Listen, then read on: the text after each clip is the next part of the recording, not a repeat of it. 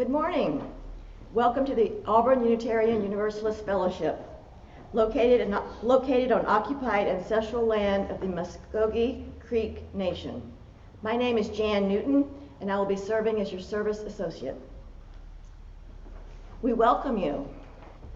We know you come here for different reasons: to find community, to seek your spiritual and personal truths, to question, to nurture your heart and soul, to be nurtured, to explore new ideas, to find comfort, and perhaps to find answers to some of your bigger questions.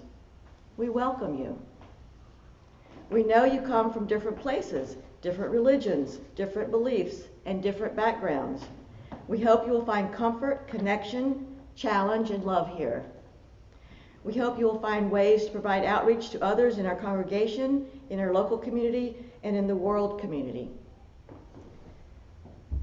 On behalf of members of the fellowship, I extend a special welcome to all of the visitors who are joining us for the first time, and for those of you who may still feel like a visitor. If you have not already done so, please fill out a digital visitor's card by visiting auuf.org/visitor so that we can welcome you. You may also contact our minister, Reverend Chris Rothbauer, at minister@auuf.org with any questions or concerns that you might have. Let us move into the service, willing to be authentic with each other, honest with ourselves, and be open to all connections in all its forms.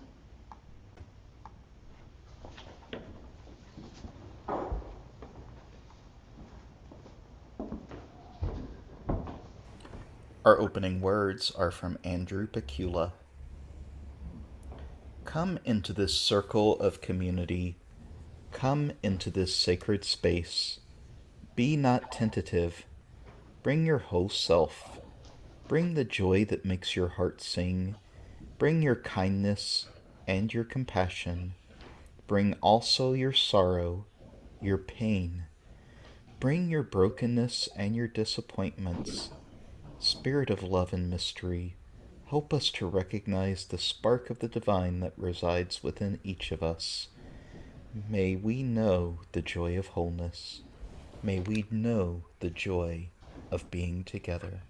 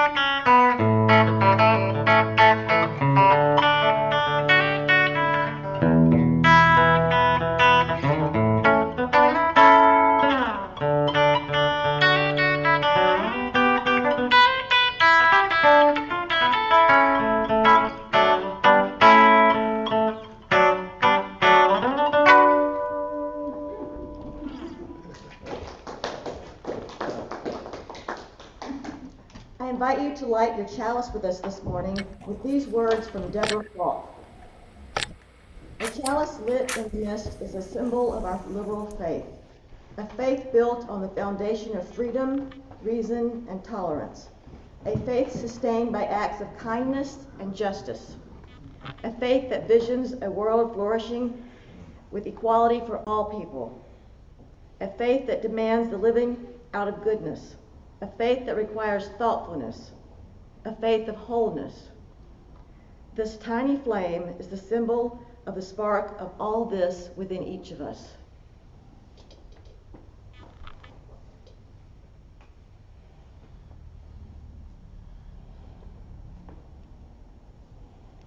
As is our tradition, we also light a candle in solidarity with those families separated at our southern borders.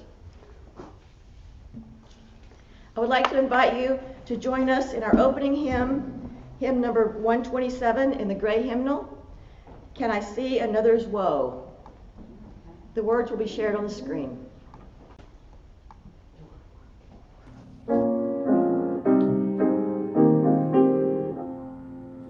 Can I see another's woe, and not be in sorrow too? Can I see another's grief, and not seek for time relief?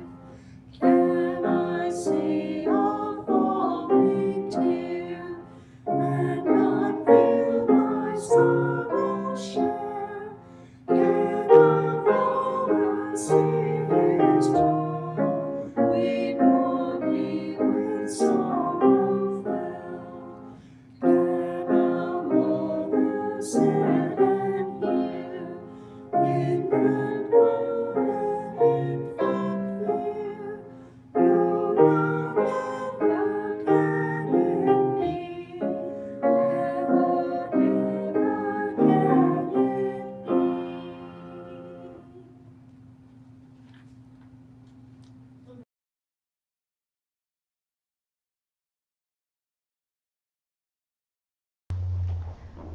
One of the ways that we proclaim the warmth and caring of our community is by sharing our joys, concerns, and milestones. We invite those who wish to use the Zoom chat box to type your joy, concern, or milestone during the music for meditation. If you wish for your joy or concern to be acknowledged but don't want to share it, you may also type that you have an unspoken joy or concern.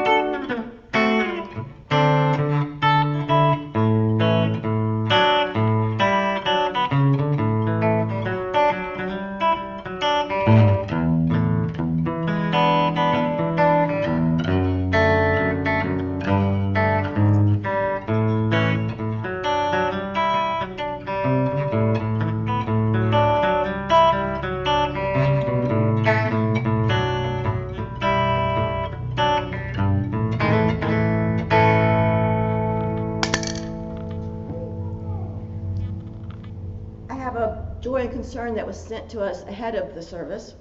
Eddie Peak is continuing to recover from his knee surgery and is hopeful he will get back to work soon. He is grateful to all his friends at AAUF who have called, texted, and sent him cards. Thank you to all who shared their joys and concerns and milestones this morning. These joys and concerns were submitted, I just said that part. May all the joys and concerns of the milestones and the milestones of this community, those shared aloud and those in silence, be received into the care and concern of all present.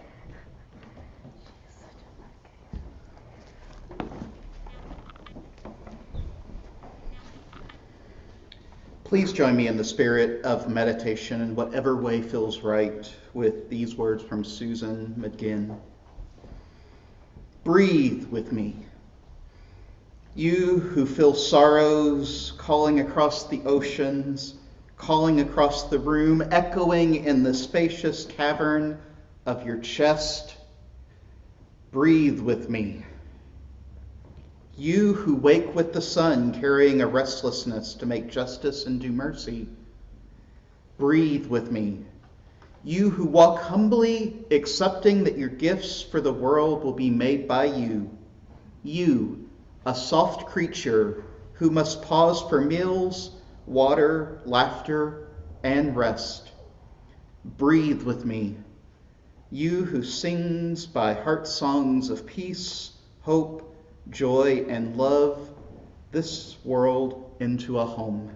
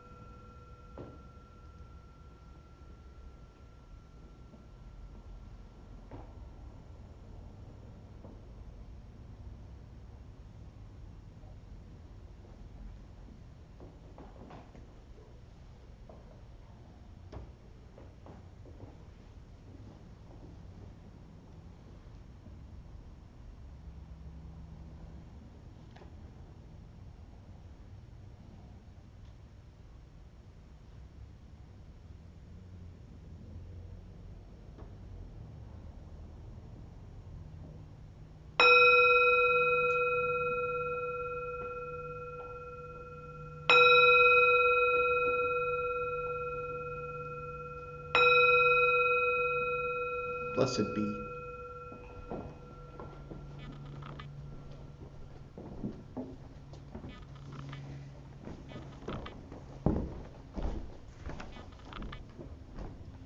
The light of our chalice would soon flicker and die without the oil that nourishes its flame.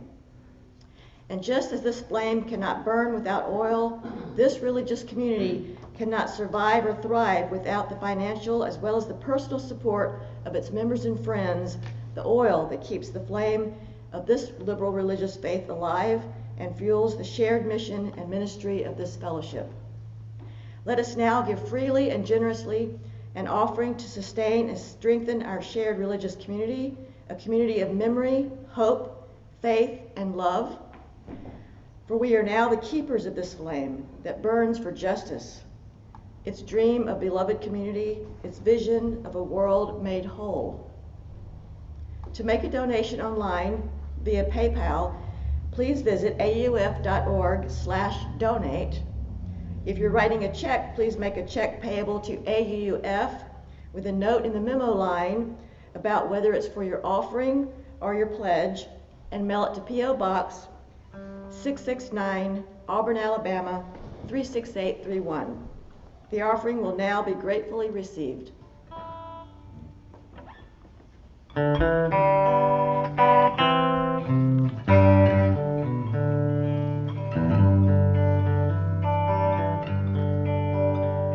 the whole world turns against you and life won't let you be, you need someone to turn to me.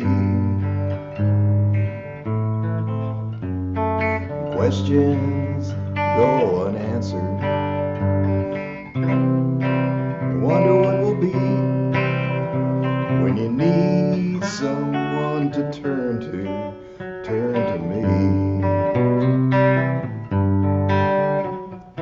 I stand on every corner, just around the bend. I've always been there for you,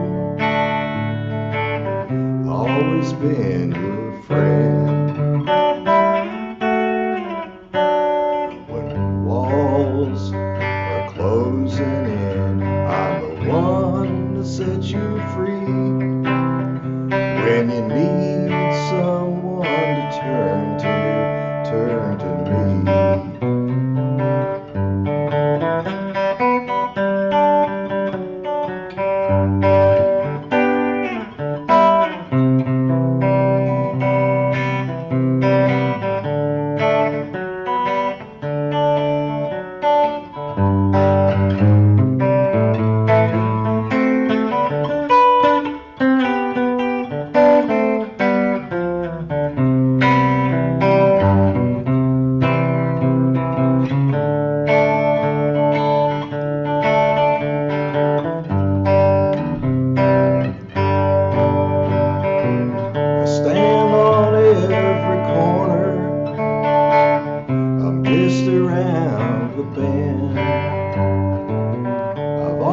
been there for you. I've always been your friend. Walls are closing in. I'm the one to set you free. When you need someone to turn to me.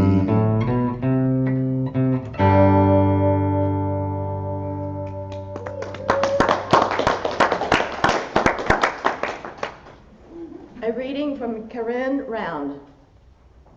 One afternoon a couple summers ago, just as the sky was darkening, a woman I didn't know stood sagging on our threshold, holding the screen door open. I saw the silhouette of her head through the window. No, she answered me. She was not all right. She didn't feel well at all. So I wondered, what was I supposed to do now? This moment of decision has happened before. For almost 19 years, we've lived here at the foot of a highway exit ramp. Our address is blandly suburban, but the highway often leaves exhausted cars onto our curb. Lately, cell phones have diminished the flow, but we've met many people in distress. More diverse than our own community, these travelers have all asked for little things, such as phones, a glass of water, simple directions. All have been strangers to me. Ours is a cynical and suspicious time. Conventional wisdom advises that to act as a good Samaritan is to be naive and risk terrible consequences. The news is full of stories about victims who unwittingly endanger themselves. I've no doubt that those are true stories, but the lesson rubs me the wrong way. Sometimes to do the right thing, you must take a risk. Must we fear all of those whom we don't know? If so, then how do we act or identify ourselves as neighbors or citizens when we don't greet one another without proper introductions or background checks? Is our own personal safety always the important consideration? Our location forces me to make difficult choices. This is not some classroom debate for me. The highway makes it impossible to ignore the world and our relationship to it. When someone approaches us for help, I have to decide, do I help them or not? I wonder if people realize how final a step, how isolating, how evil it feels to literally shut the door on someone in need. I have done it. Sometimes I have been hostile to people. And although I can justify my actions, those are the moments I most regret. I believe repeatedly rejecting others who need help endangers me too. I'd rather risk my physical safety than the peace of mind. I'd rather live my life acting out of mercy than save it by living in fear and hostility. So here where we live, on that afternoon one summer when the woman was sinking like the sun on my front porch, I made a choice. I opened the door.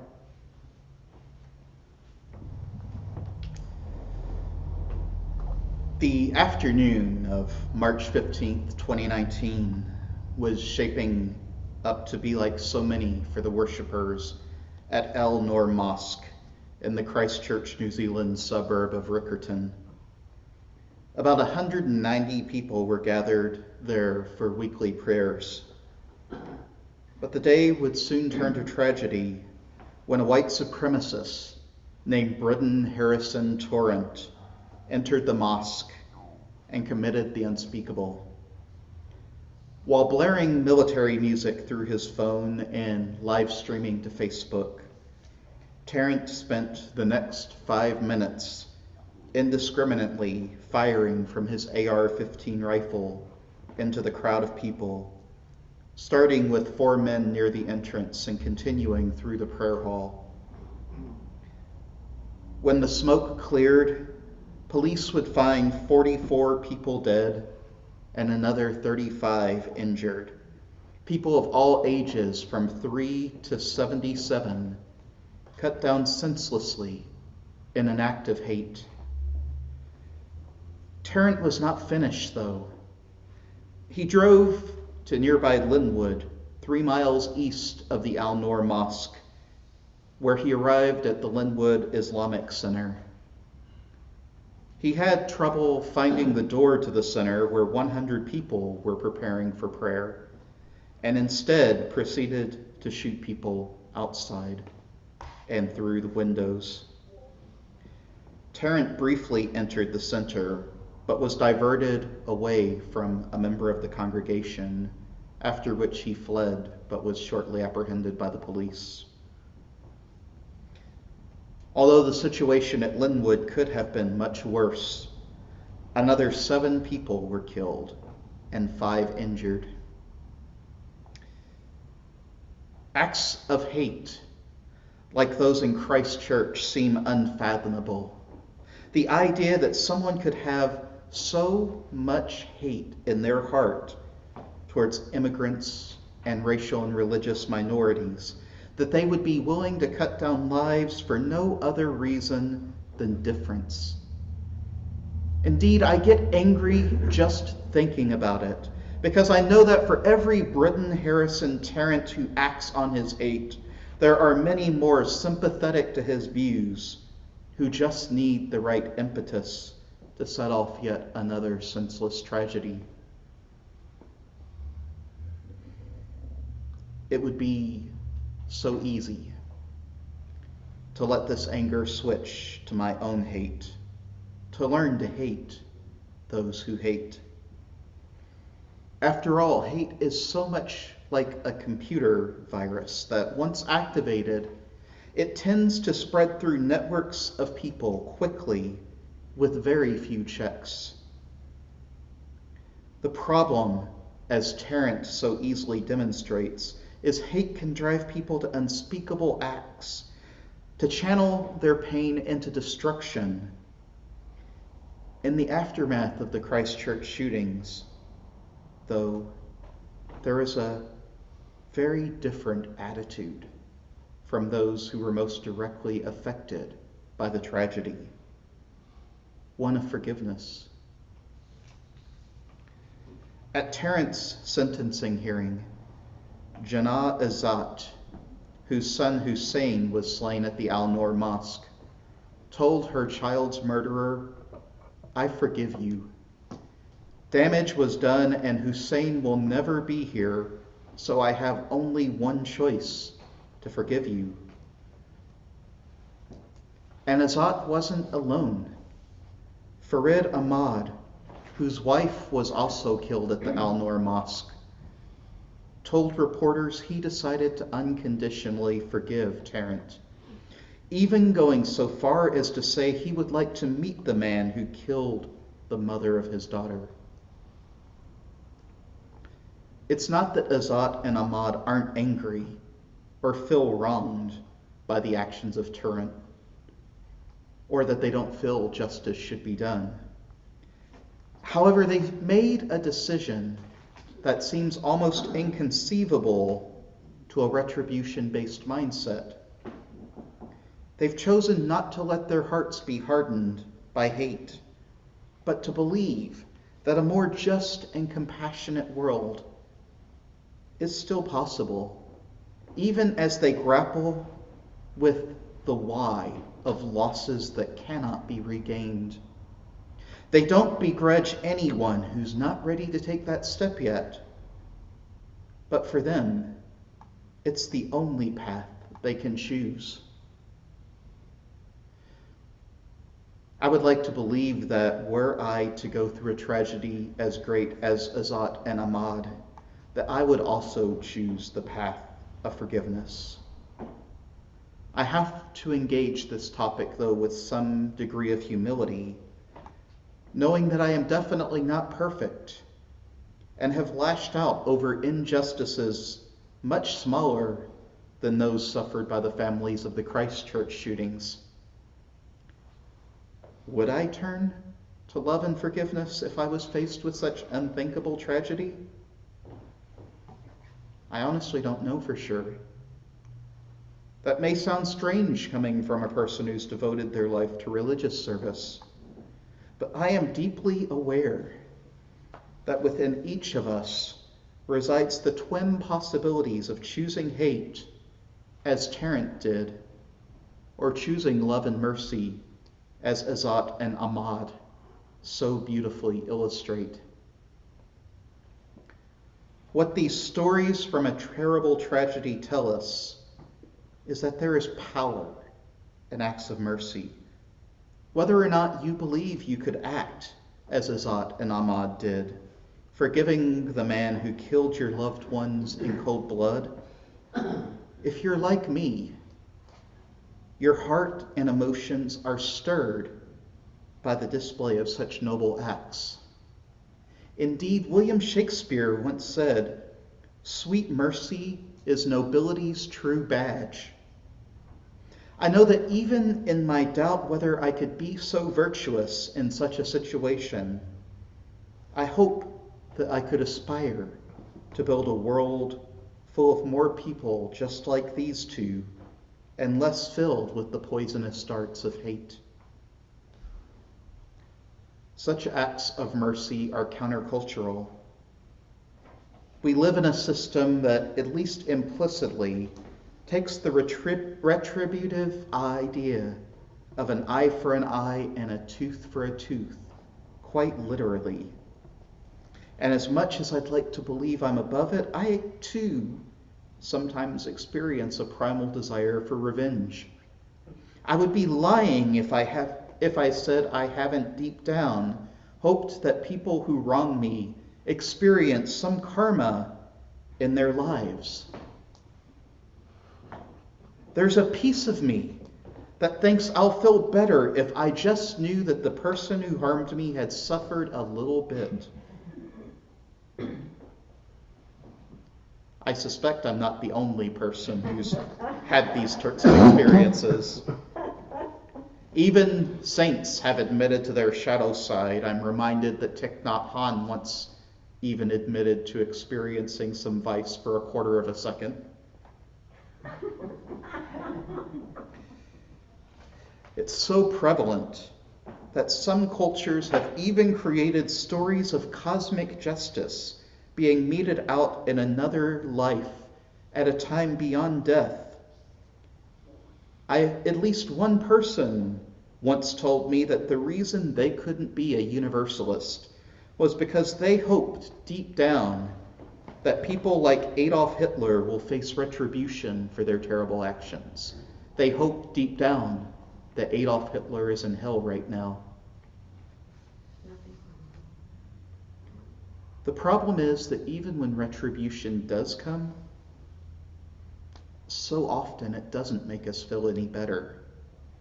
We often don't know the why still, and does it really help to know that the person who wronged us is simply just locked away without any sort of sorrow? This hate-filled virus just reproduces itself, and in the end, I feel just as bad as the person who wronged me. Since none of us are pure light or shadow, if we all give in to our retributive urges, we would have a world full of blind people. For as Mahatma Gandhi once said, an eye for an eye will make the whole world blind. Someone will take offense at each of us.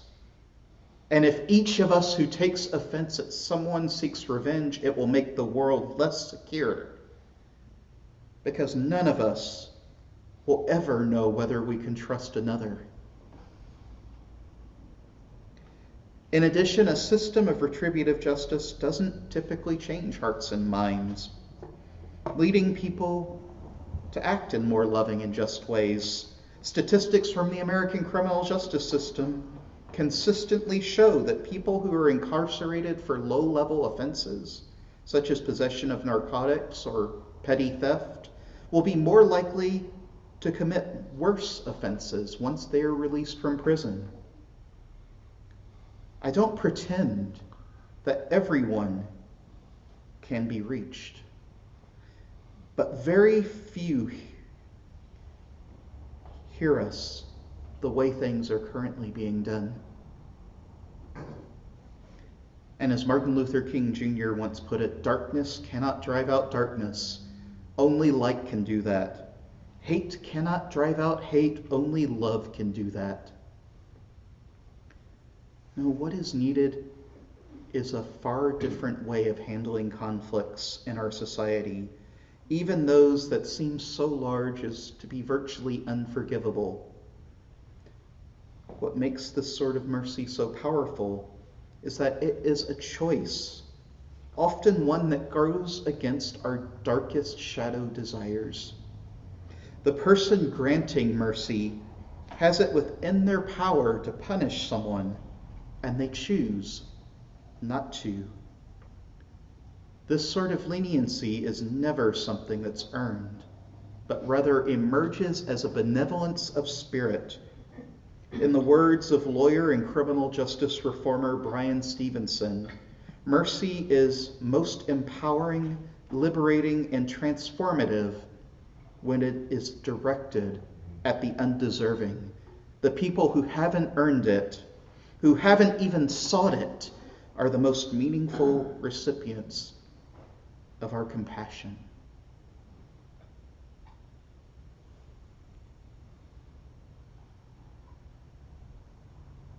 Why would we choose not to take revenge on someone who's wronged us? The Christ Church family cited their Muslim beliefs, but I want to look even deeper than that, because it's certainly not just Muslims who have extended such great mercy. Why is it that all the world's religions advise us to be more merciful to people who don't deserve such mercy?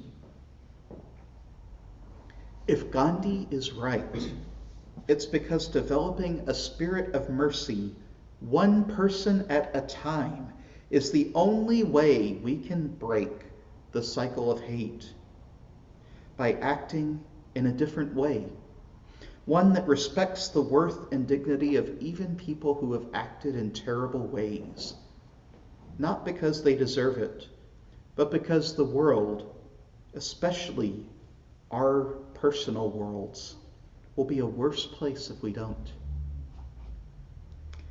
Harboring resentments and a desire for retributive justice can make you physically, mentally, and emotionally sick. Indeed, the number of people I've heard who have turned to narcotics and alcohol following such pain has been a lot. But releasing such feelings in acts of mercy can be healing. I am convinced that what we all need is to build more compassion before there's a need to show mercy to someone.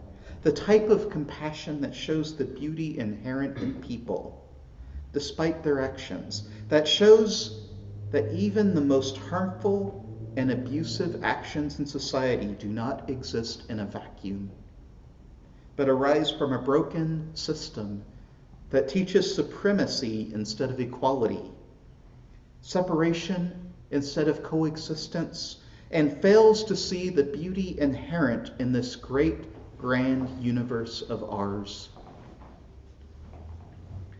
Vietnamese Zen monk Thich Nhat Hanh believes that compassion is born from understanding another person's suffering. Not, notice, by agreeing with it or condoning it, but by understanding it.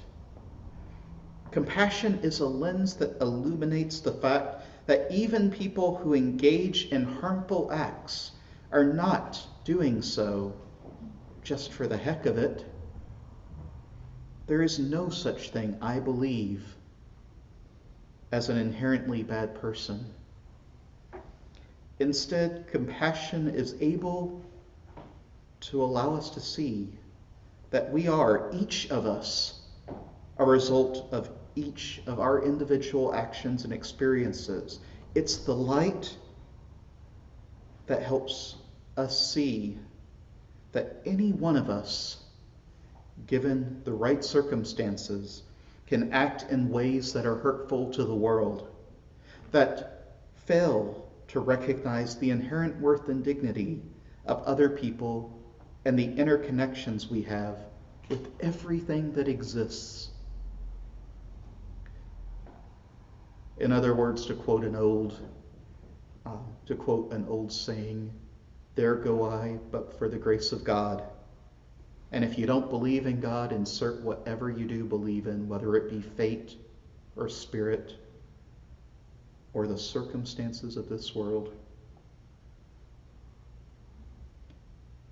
When we're able to understand how a person got to the place they are, we're much more likely to be able to extend an olive branch of mercy to people who have wronged us. After a while, it becomes habitual to a point that it becomes possible to extend compassion even before we know the full story of a person's life, because it becomes just second nature to assume that people have a broken past if they're behaving badly, to see everyone for who they are. I know for me at least, it makes it easier to stop projecting my anger on them as well, because it is oh so easy to see a person as a monster and not as the vulnerable creature they are, whose experiences have led them to this point. When I'm able to reach this place of compassion, I'm not passing on that virus of hate that's so easy to spread. This doesn't mean there won't be consequences for people's actions. Indeed, I don't believe in cheap grace, as Christian theologian and Nazi martyr Dietrich Bonhoeffer once called it, the type of grace that just extends unlimited forgiveness without any consequences. I don't believe any of the Christchurch victims and families would feel that the shooter should have no repercussions. It does mean, though, that hate and retribution won't be a part of my deliberative process in deciding what I need to feel a sense of justice. I suspect some people have never even thought of themselves as worthy of such mercy. Maybe even some of you didn't even realize it till some stranger showed you some compassion or kindness at a time when you really needed it, just so we can change the world, one act at a time, by choosing to extend compassion and, as a result, mercy towards people we meet.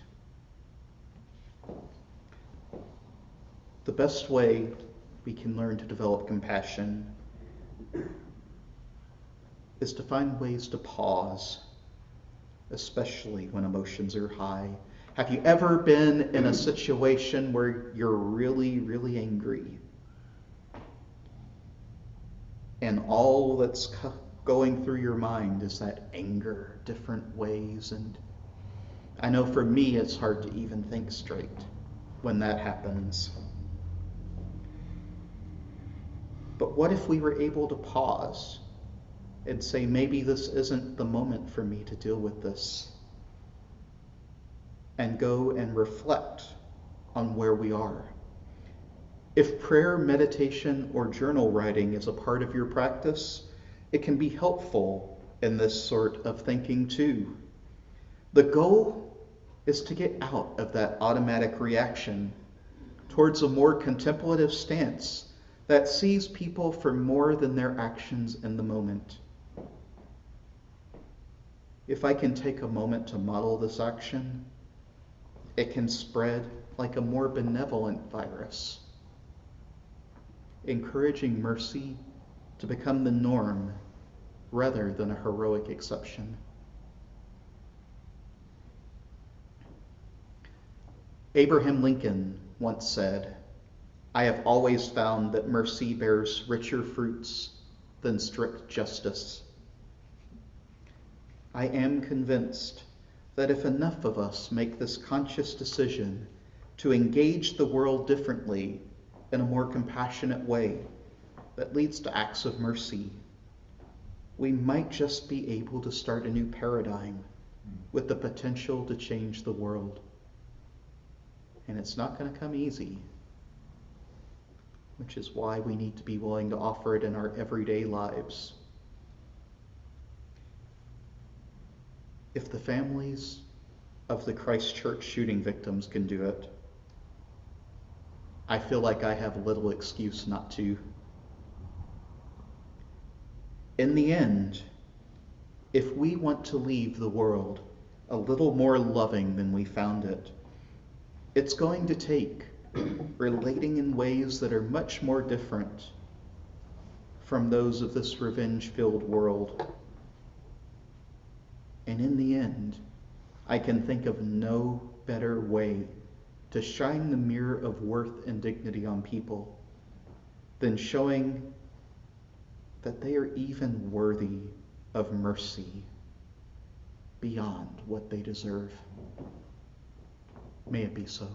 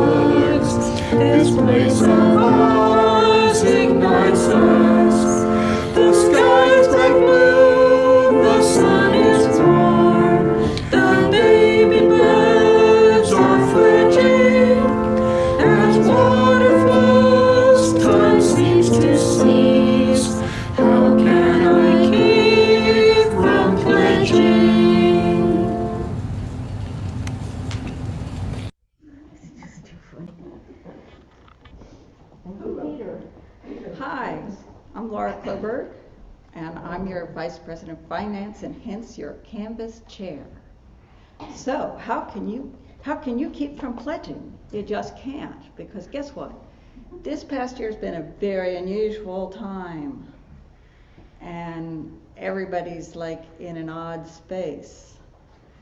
And I know, because I hear it all the time from here, there, and everywhere on a Zoom meeting. Many Zoom meetings. I'm zoomed out. But we're still here. We're still doing Sundays, every Sunday. So I'm grateful to all the people, those that are putting it together, those who are making things function, and those who show up on Zoom. Thanks. So how can we keep from pledging? We just can't, because if we want to have our community continue and be here in Auburn, we need to support it. So 3 weeks ago, Jerry said, He upped his pledge and up yours. Well, I upped my pledge, and I already did it online because we're able to do online pledging this year. It's so simple. It took me less than a minute. And if you think about it ahead of time, it'll take you less than a minute. If you wait till you're thinking about what you'll pledge. So how do you think about what you're going to pledge? What are things worth to you? Like some people drink coffee every day at $5 a pop. What if you only drank coffee once a week at $5 a pop? That's $260 a year. If you wanted to drink it twice, that'd be $520 a year, right? So think about that. What is this place valuable to you in terms of your funding? And you shouldn't think of your funding as out of your pocket. You should be thinking of your funding as this is part of my existence and this is part of what I pay. I mean, we all pay our power bills and our gas bills and our insurance bills and all the things we need to pay, and we don't quibble about it. We know we got to pay these things. So don't quibble about AUUF funds either. Just donate joyfully. Thank you.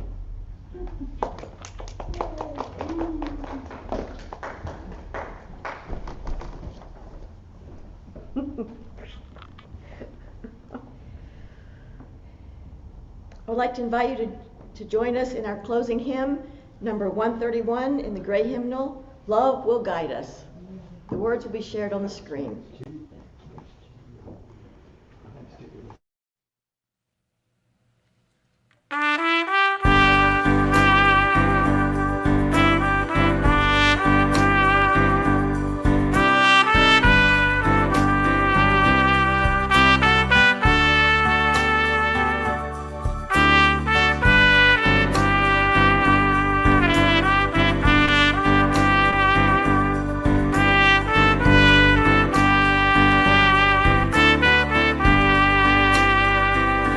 Love will guide us, peace has tried us, hope inside us will lead the way on the road from greed to giving.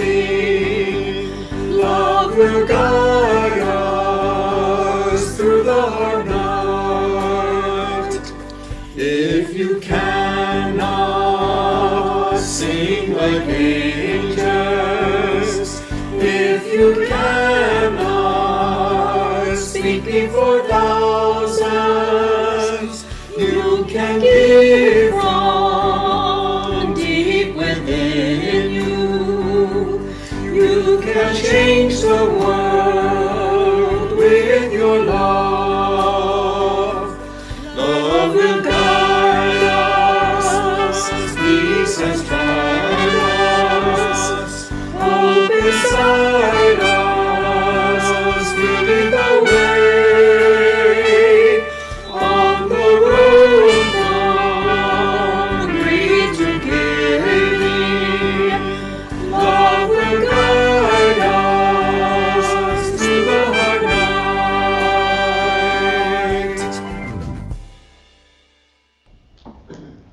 Please join me in extinguishing our chalices. You'll find the words on the screen. We extinguish this flame, but not the light of truth, the warmth of community, or the fire of commitment. These we carry in our hearts until we are together again. Please join us now for the sung benediction.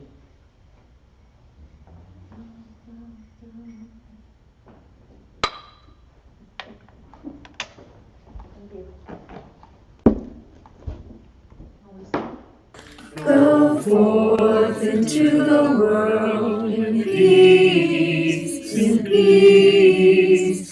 Be of good courage, hold fast that which is good. Go forth into the world in peace, in peace. Love all people, rejoicing in the power of the Spirit. Go in peace.